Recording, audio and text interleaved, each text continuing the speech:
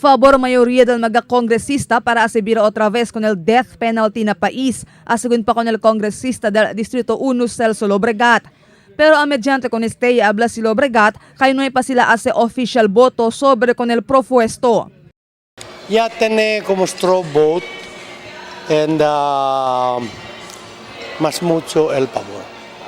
But not everybody voted. No?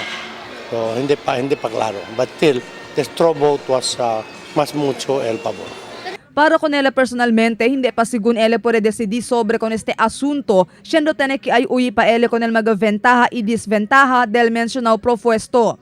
Pero takre sigun ele que ay puede este prevenir mga krimen na país, especialmente akal mga heinous crimes. It will be more like a deterrent than anything. But debe na mga heinous crimes lang ngayon, no?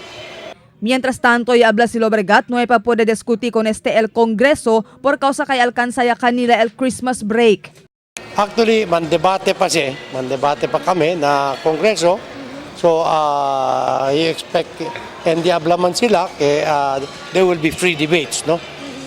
In fact, the earlier pronouncement was that we will vote on it before the Christmas break, but then there was a change of position that there will be debates and we will vote for it after. El Senador Manny Pacquiao amo ella propone para asibira otra vez con el death penalty na país. Marifita Mayo, Dateline Zamboanga.